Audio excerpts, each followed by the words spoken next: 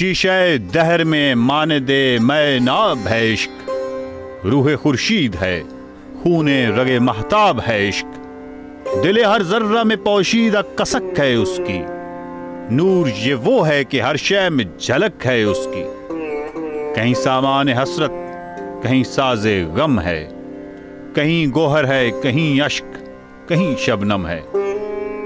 علامہ اقبال ہماری شاعری کی تاریخ میں وہ واحد شاعر ہیں جنہوں نے مسلم دنیا کی 1500 سالہ فکری و فنی روایت کو نہایت حیران کن طریقے سے جذب کیا ہے۔ 25-26 برس کی عمر میں ہی اقبال کو فن، اس کی باریکیوں کا تحیر خیز شعور اور شعر گوئی کی غیر معمولی فطری صلاحیت حاصل تھی۔ قاضی عبدالغفار مرحوم نے کہا تھا، اقبال کے سینے میں 2 روحوں کا آشیانہ تھا، ایک شاعر کی من پرست اور عشق پرور روح، اور ایک مسلمان کی ہنگامہ خیز اور شورش انگیز روح۔ آخری دور میں حسن پرست روح ساکن اور مسلمان کی روح اس طرح ہنگامہ آرا ہو گئی کہ شاعر اپنا پیام بن کر ہر طرف چھا گیا۔ جگر سے وہی تیر پھر پار کر، تمنا کو سینوں میں بیدار کر، جگر سے وہی تیر پھر پار کر، تمنا کو سینوں میں بیدار کر، جوانوں کو سوزے جگر بخش دے، میرا عشق میری نظر بخش دے۔ علامہ کی فکر اس قدر نئی، اس قدر مناسب اور موزوں تھی کہ اس کے لیے روایت سے ناطہ توڑنا بے انتہا ضروری تھا۔ روایت سے ناطہ توڑنا یہ قطعاً نہیں ہے کہ آپ ایک نئی زبان گھڑ دیں، آپ اسی زبان کے امکانات کو اس قدر طول دیجئے کہ ہر قسم کے نئے عقائد، افکار کی ترجمانی وہ بخوبی کر سکے۔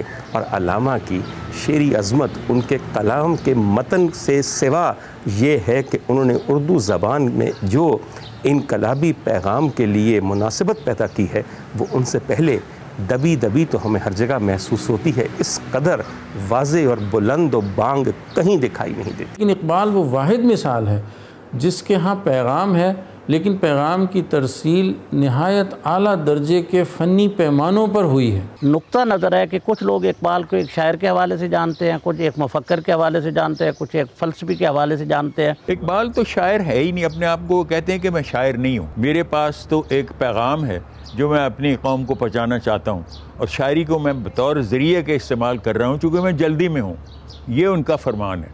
تو اس کا مطلب یہ ہے کہ آئندہ آنے والی نسلیں کہتے ہیں کہ شاید مجھے شاعر ہی نہ سمجھیں۔ جو بڑا شاعر یا بڑا مفکر ہوتا ہے اس کا کام تو فکر دینا ہوتا ہے، آگے پھر قومیں جو ہیں اس پر عمل کرتی ہیں نہیں کرتی۔ سوال یہ ہے کہ جو پیغمبرانہ قسم کی شاعری ہوتی ہے نا، جس میں پیغام کوئی ہو، وہ عموماً شاعری نہیں کہلاتی۔ یعنی اب مولانا روم کو آپ شاعری نہیں کہتے، ان کو کہتے ہیں یعنی ہست قرآن در زبان پہلوی، کہ فارسی زبان میں یہ قرآن ہے۔ زاہد تنگ نظر نے مجھے کافر جانا، اور کافر یہ سمجھتا ہے مسلمان ہوں میں۔ ہند میں حکمت دین کوئی کہاں سے سیکھے، نہ کہیں لذت کردار نہ افکار عمیق، حلقہ شوق میں وہ جرت اندیشہ کہاں، محکومی و تقلید و زوال تحقیق، خود بدلتے نہیں قرآن کو بدل دیتے ہیں، ہوئے کس درجہ فقیہان حرم بے توفیق۔ ان غلاموں کا یہ مسلک ہے کہ ناقص ہے کتاب کہ سکھاتی نہیں مومن کو غلامی کے طریق۔ اقبال کی شاعری کے پہلے دور میں وہ سوز اور سیمابی کیفیت موجود ضرور ہے جسے ان کے نظام سخن کی اولین خصوصیت کہنا چاہیے، اور جو آگے چل کر ان کی فکری اور الہامی شاعری پر چھا گئی۔ اقبال کے عہد شباب کا شعر خود شناسی کی ایک لطیف و جمیل کیفیت سے سرشار ہے۔ منزل کا اشتیاق ہے، گم کردہ راہ ہوں، اے شمع میں اسیر فریب نگاہ ہوں۔ علامہ کہیں پہ بھی جمال کو ناپسند نہیں کرتے، بلکہ ان کی شاعری تو خود پرتوئے جمال ہے، اور اس قدر پر جمال و دل نشیں ہے کہ آج بھی لوگ دراصل پہلے اس کی نغمگی، اس کے ترنم، اور بعد میں اس کے ولولے اور پیغام کی طرف متوجہ ہوتے ہیں۔ وہ کہتا ہے کہ ہند کے شاعر و صورت گر و افسانہ نویس، آہ بیچاروں کے اعصاب پہ عورت ہے سوار، کرتے ہیں روح کو خوابیدہ بدن کو بیدار۔ تو لیکن یہ چیز اس کے فن کو مجروح نہیں ہونے دیتی اور اسے ایک ایسا بلند تر فنکارانہ مقام عطا کر دیتی ہے کہ جو اس کے سوا کسی کو حاصل نہیں ہے۔